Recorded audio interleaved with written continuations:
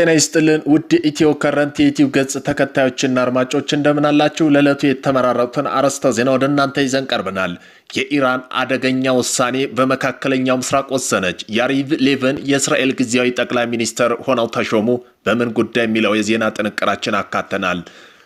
የኢራን የውጭ ጉዳይ ሚኒስትር አባስ አራግቺ ስለ ዓለም እውነታ ይህም ብለዋል። ዓለም አቀፋዊ ማህበረሰብ አንድ ነገር በትክክል ሊረዳ ይገባል ሲሉ ገልጸዋል። በዚህም ጉዳይ ዜና ጥንቅራችን አካተናል። ቆይታችሁ መሰሙት ይሆናል።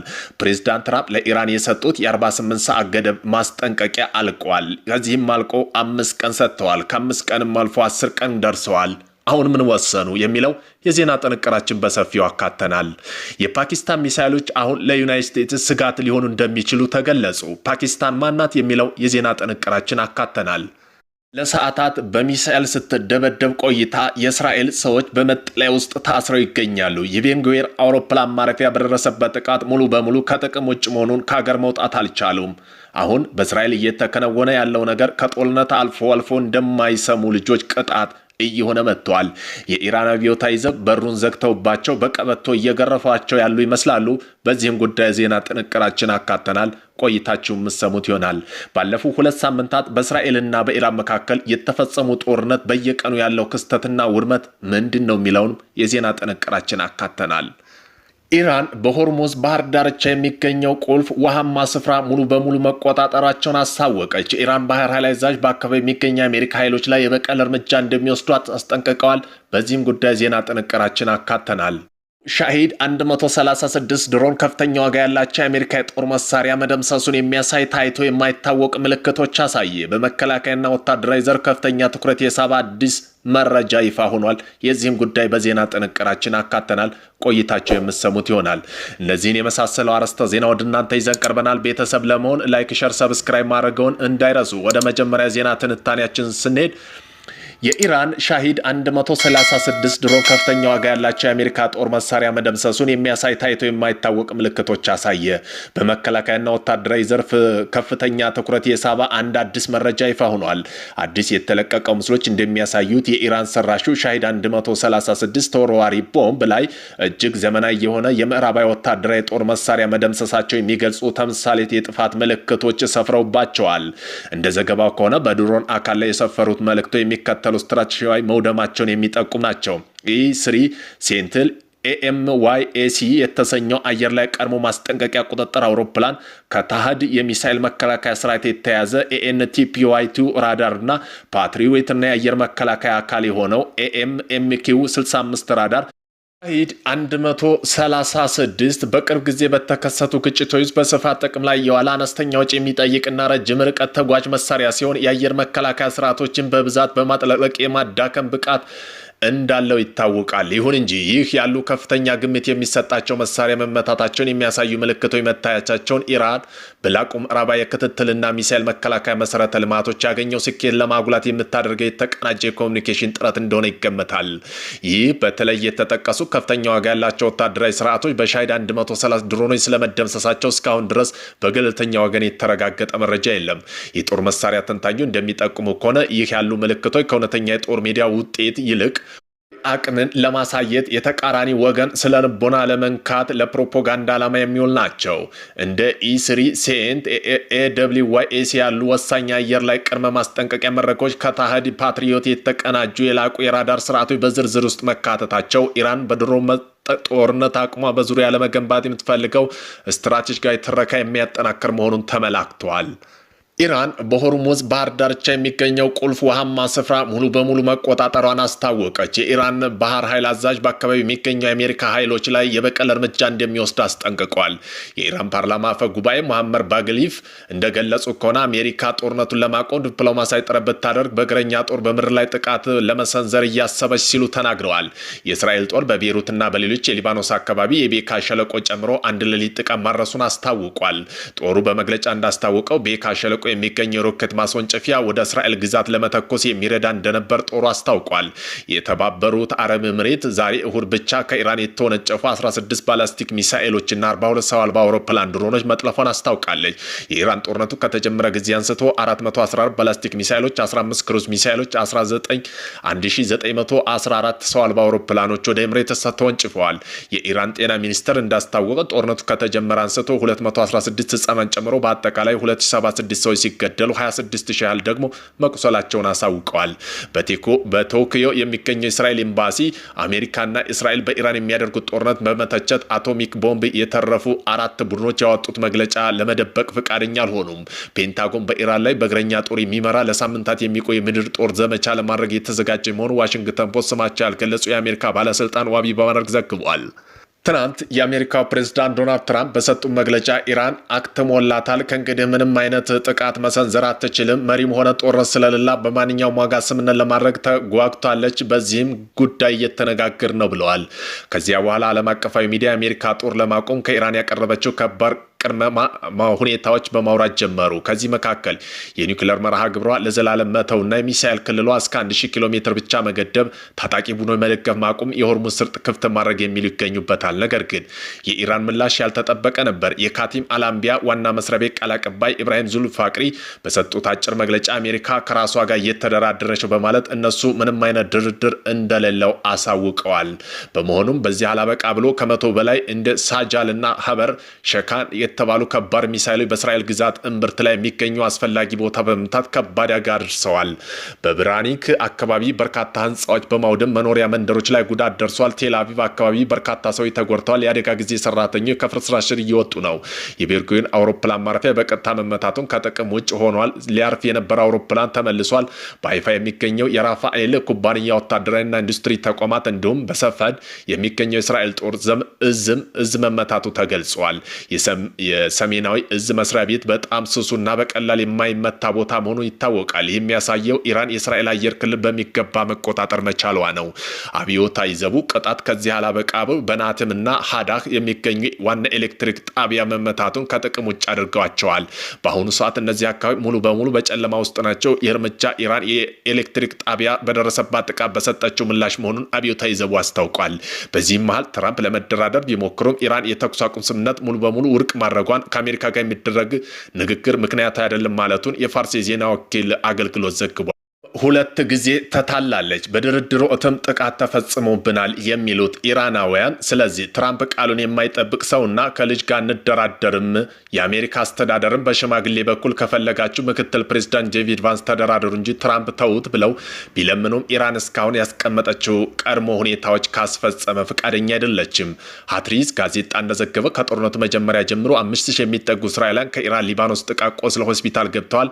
ይፋዊ የሟቾች ቁጥር 18 ወታደሮች ብቻ ቢባልም ትክክለኛው ቁጥር ከዚህ እንደሚበልጥ ይታወቃል። በመጨረሻም የኢራን ሚሳኤል ኃይል አዛዥ አዲስ አይነት ክላስተር ሚሳኤል በመጠቀም ዝግጁ መሆናቸው አስጠንቅቀው አንድ ሚሳኤል ብቻ 100 ቦታ በአንድ ጊዜ መምታት አቅም ያላቸው ነው ተብሏል። አሁንም ጥቃቱ ኢራንና ሊባኖስ ቀጥሏል። ከጥቂት ደቂቃ በፊት በኔጋብ በረሃ የሚገኘው አንድ ኢንዱስትሪ ቀጠና ሚሳኤል ተመቷል። ባለፉት 2 ሳምንታት በእስራኤልና ኢራን መካከል የተፈጸመው ጦርነት በየቀኑ ያለው ክስተትና ውድመት፣ ጦርነቱ እነሆ ከ1 ወር ከ8 ቀን ሊሆነው የተወሰነ ሰዓቶች ነው የሚቀሩት። በመሆኑም በፌብራሪ 28 2026 የተጀመረው የአሜሪካ እስራኤል የጋራ ወታደራዊ ጥቃት ወደ 36ኛ ቀኑ ሲገባ ከባድ ውጊያ እየተካሄደ ሲሆን ለሰላም እልባት የሚሆን ድንገትና እርገት አልተገኘም።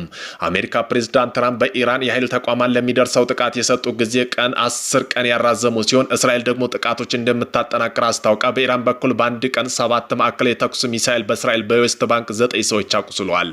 በዚህ ግጭት ምክንያት ዓለም አቀፋዊ የኢኮኖሚ እድገት ተጎድቷል። ኢኮኖሚ ትብብር ድርጅት እንዳስታወቀው የዓለም ኢኮኖሚ እድገት 2026 ወደ 2.9 በመቶ እንደሚቀንስ ተንብዮአል። ከዚህ ከቀደመው ዓመት 3 በመቶ ዝቅ ያለ ነው። ከዚህ ምክንያታዊ የአክሲዮን ገበያ ቀንሷል። የነዳጅ ዋጋም ከፍ ብሏል።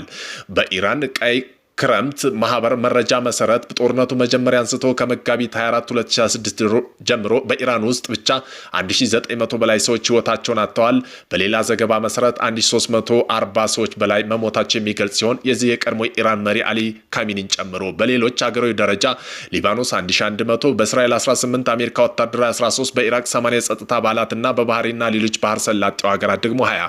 ቁስለኛው ቁጥር ወደ 20 ሺህ በላይ ደርሷል። የሲቪል መሰረተ ልማታዊ ውድመት አብዛኛውን ብቻ 85,000 በላይ ሲቪል መዋቅሮች ተጎድተዋል። ይህ የሚከተለውን ያካትታል። 64,000 በላይ መኖሪያ ቤቶች፣ 19 የንግድ ማዕከላት፣ 282 የሕክምና ማዕከል አቅርቦትና መድኃኒት ማዕከላት፣ 600 በላይ ትምህርት ቤቶች ጉዳት ደርሶባቸዋል። በቴህራን ብቻ 26117 መኖሪያ የንግድ ክፍሎች ተጎድተዋል። ጋዲስ ሆስፒታል እንደ ሸክማን ሆስፒታል ጨምሮ በርካታ የሕክምና ተቋማት ሙሉ በሙሉ አገልግሎት መስጠት አቅቷቸዋል። በቴህራን ውስጥ እያንዳንዱ ሰፈር ጉዳት ደርሷል። በጦርነት የተጀመረው 14ኛ ቀኑ ብቻ 5.1 ሚሊዮን ሜትሪክ ቶን ካርበን ዳይኦክሳይድ የከባቢ አየር ተለቋል። ይህ መጠን 84 ሀገራት ዓመታዊ ልቀት እኩል ነው። የአካባቢው ዋና ዋና ምልክቶች በቴህራን የሚገኙ 4 ትላልቅ የነዳጅ ማከማቻ እስራኤል ቦምብ መደብደባቸው ሚሊዮን ሊትር ነዳጅ እንዲቃጠል ምክንያት ሆኗል። በዚህም ጥቁር ዝናብ እንዲዘንብ መርዛማ ደመና እንዲፈጥር ምክንያት ሆኗል። በኢራንና ባህረ ሰላጤው ሀገሮች በተደረገ ንቅናቄ 2.5 እስከ 5.9 ሚሊዮን በርሜል ዘይት ተቃጥሏል። በኳታር ራስ ላፋና በኡምራት ደሴት የሚገኙ የተፈጥሮ ጋዝ ፋብሪካ ከፍተኛ ካርቦን ልቀት አስከትለዋል። በየቀኑ የሚከሰቱ ክስተቶች እስራኤል የኢራን አብዮታዊ ጥበቃ ቃል አቀባይ አሊ ሞሐመድ ናዚን በቴህራን ገላለች። በሊባኖስና እስራኤል አየር ጥቃት 20 ሰዎች ሲሞቱ 57 ሰዎች ቆስለዋል። በኩዌት ሚን አልማድ ዘይት አጣሪ ፋብሪካ በድሮን ጥቃት ተቃጥሏል። የእስራኤል በኢራን እስፋሃን ግዛት ውስጥ የሚገኘ የፈንጅ ማምረቻ ተቋም መምታቷን አስታውቃ ኢራን የቡሸር ኒኩለር ኃይል ማመንጫ ጣቢያ በሚሳኤል መታለች። የአሜሪካ በኢራን አንባር ግዛት በደረሰ የአየር ጥቃት 15 ኢራቅ ህዝባዊ ማበረታቻ ኃይሎች ገድለዋል። ኢራን በጥቃት ውስጥ 7 ማዕላዊ ሚሳኤል እስራኤል ተኩሳለች። እስራኤል የኢራን አብዮታዊ ጥበቃ ኃይል ባህር አዛዥ አሊ ራዛ ታግሪሲን በአየር ጥቃት ገድላለች። ሂዝቦላ በሰሜን እስራኤል ላይ በርካታ ሮኬቶችና ድሮን ተኩሳለች። በዚህ ምክንያት አንድ የእስራኤል ወታደራዊ ሲሞት 4 ቆስለዋል። አቡዳቢ ውስጥ የተጣለ ተከላካይ ሚሳኤል በቁርጥራጭ 2 ሰዎች ተገድለዋል። ኢራን በሆርሙዝ ወሽመጥ ዘግታለች። በዚህም ዓለም ነዳጅና ተፈጥሮ አቅርቦት 20 በመቶ የሚሆን የሚያልፍበት ወሳኝ መስመር ከ350 በላይ መርከቦች በወሽመጡ በኩል በማለፍ በኢራቅ ፈቃድ የጠበቁ ይገኛሉ። የብሬንት ክሩድ ነዳጅ በርሜል $107 ደርሷል። ከዚህም ከጦርነቱ መጀመሪያ 45 በመቶ ጭማሪ አሳይቷል።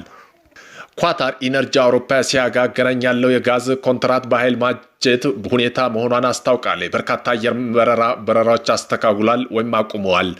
አሜሪካ 15 ነጥብ ያካተተ የሰላም ሀሳብ ለኢራን አቅርባ ይህ ሀሳብ የሆርሙዝ ወሽመጥ መክፈትና የኒውክሌር ፕሮግራሟን መገደብ ያካትታል። ኢራን ግን ሀሳብ ውድቅ ማድረጓን የራሷ 5 ነጥብ ሀሳብ አቅርባለች። ፓኪስታን በሁለቱም ሀገር መካከል ቀጥተኛ ውይይት ለማድረግ ሽምግልና እያደረገች ነው። የተባበሩት መንግስታት ድርጅት የጸጥታው ምክር ቤት በኢራን ላይ የሚደርሰው የሲቪል መሰረተ ልማት ጥቃት ለመወያየት የውስጥ ስብሰባ አካሂዷል። ኖርዌይ ስደተኛ ምክር ቤት ዋና ጸሐፊ ጃን ኤግላንድ እንዳሉ ከሆነ ጦርነቱ ከቀጠለ በሚሊዮን የሚቆጠሩ ሰዎች ድንበር ተሻግረው ለመሰደድ እንደሚገደዱ አስጠንቅቀዋል። ኢራን ከእንግዲህ የአሜሪካ ባህር ኃይል ወታደሮች ዩኤስ ማሪን ዝም ብላ እንደማትጠብቅና እኛ ወደ እነሱ መሄድ ይኖርብናል ስትል እጅግ ጠንካራ ማስጠንቀቂያ ሰጥታለች። ኢራን በትዕግስት ስትጠብቅ የቆየችው ጊዜ ማብቃቱን የገለጸችው ዋና ዋና ነጥቦች የትዕግስት ማብቃት፣ ቴህራን እስካሁን የነበራት ስትራቴጂካዊ ትዕግስት መተውን ገልጻ፣ ይህ የሆነው ፕሬዚዳንት ትራምፕ በቅርቡ የመገናኛ ብዙኃን ኢራቅ ዝቅ ብሎ የሚያደርግ ትሮሊን አስተያየት በመስጠታቸው ተከትሎ እንደሆነ ይገልጻሉ። የስትራቴጂክ ለውጥ ኢራን ከእንግዲህ መከላከያ ብቻ ሳትሆን አጥቂ በመሆን ወደ አሜሪካ ወታደራዊ ይዞታ ልታመራ የምትችለው ፍንጭ ሰጥታለች። እኛ ተማሪ ይመሳሰላሉ። መግለጫው ኢራን ለረጅም ጊዜ ዝም ብሎ እንደሚቆይ ከተገፋ ግን ያልተጠበቀው ጥንካሬ የሚያሳይ ጸጥተኛ ተማሪ በማነጻጸር አሁን ወደዚያ የጥንካሬ ምዕራፍ መሸጋገሯን አመላክተዋል። እርግጠኝነት ማጣት ማብቂያት ኢራን ባለስልጣን ማንኛውም አይነት መዘግየት ወይም እርግጠኝነት የሌለው ሁኔታ ከእንግዲህ ተቀባይነት እንደሌለው ይብለጥ ቆራጥ የሆነ እርምጃ እንደሚወስዱ በግልጽ አስታውቀዋል። ይህ የኢራን ዛቻ የመጣው በአንድ በኩል የአሜሪካ ልዩ መልእክተኛ ስቲቭ ዊትኮቭ የ15 ነጥብ የሰላም እቅድ ለቴህራን ማቅረባቸው የተገለጸበትና በሌላ በኩል ደግሞ ወታደራዊ ውጥረት በከረረበት ወቅት ነው። የፓኪስታን ሚሳኤሎች አሁን ላይ ለዩናይትድ ስቴትስ ስጋት ሊሆኑ እንደሚችል ተገለጸ። ዩናይትድ ስቴትስ ብሔራዊ ደህንነት ዳይሬክተር ቱሊስ ጋርባንድ ፓኪስታን እንደ ሩሲያ፣ ቻይና፣ ሰሜን ኮሪያ፣ ኢራን ባሉ ሀገራት ተርታ ተመድበዋል። የፓኪስታን የረጅም ርቀት ባላስቲክ ሚሳኤል ፕሮግራም በአንድ ቀን የአሜሪካ ሊደርሱ የሚችሉት ሊያካትት ይችላሉ ሲሉ አስጠንቅቀዋል። ሆኖም የፓኪስታን ተንታኞች የኒውክሌር ምሁር ይህንን በማስረጃ የተመሰረተ ትንተና ሳይሆን እጅግ የከፋ ግምት ወረስት ኬዝ ስፔኩሌሽን መሆኑን ይከራከራሉ። ፓኪስታን ሚሳኤል ፖሊሲ ከህንድና ከቀጠናዊ ደህንነት ጋር የተያዘ እንጂ ከደቡብ እስያ ርቆ ተጽዕኖ ለመፍጠር ያለመ እንዳልሆነ ያሳስባሉ። የውጭ ጉዳይ ሚኒስተሩ አባስ አራግቺ ለዓለም እውነታውን ይህንን ብለዋል። ግብጽ በስዊዝ በኩል ለሚደረግ አንድ ጉዞ ለመደበኛ መርከቦች ከ200,000 እስከ 700,000 ዶላር፣ ትላልቅ የኮንቴነር መርከቦች ደግሞ ታንከሮች የ1 ሚሊዮን ዶላር በላይ ታስከፍላለች። የፓናማ ቦይን ለማለፍ በአንድ ጉዞ ለመደበኛ መርከቦች ከ100,000 እስከ 450,000 ዶላር፣ ትላልቅ እስከ 500,000 ዶላር ታስከፍላለች። ቱርክ በቮስክ ባህር ለማለፍ ክፍያ ታስከፍላለች። ካናዳ በሴንት ላውረንስ ቦይ ላይ ለማለፍ ክፍያ ታስከፍላለች። አሜሪካ በሴንት ላውረንስ ቦይ ለማለፍ ክፍያ ታስከፍላለች። ኢራን በዓለም አቀፍ ደረጃ የስም ማጥፋት ዘመቻ ማዕቀብና መገለል ቢኖርባትም 10 ዓመት የሆርሙዝ ወስመር ስርጥ ለማለፍ ክፍያ ጠይቃ አታውቅም። ነገር ግን የሆነው ኢራን እንደ መጥፎ ጸባጫሪ ትታያለች። ይህ ትክክል ነው ወይ ብለዋል። በተያያዘ መረጃ የኢራን ሚሳኤል ጥቃት በዋና ዋና የምዕራብ የነዳጅ ኩባንያ ላይ በርካታ ቢሊዮን ዶላር ኪሳራ ማስከተሉ ዌስት ስትሪት ጆርናል ዘግቧል። ሆርሙዝ ባህር ስርጥ ላይ የተፈጠረው መስተጓጎል ምርትና ወደ ውጭ የመላክ አቅም በእጅጉ ቀንሷል። እንዲሁም በክልሉ ኢንቨስትመንት ስጋ በእጅጉ ጨምሯል። እንደ ሼልና ኤክሶምቦ፣ ቼቬሮና ኮቬሮ የተባሉ ቶታል ያሉ ኩባንያ ከፍተኛ ኪሳራ ከደረሰባቸው የነዳጅ ኩባንያ መካከል ይገኛል።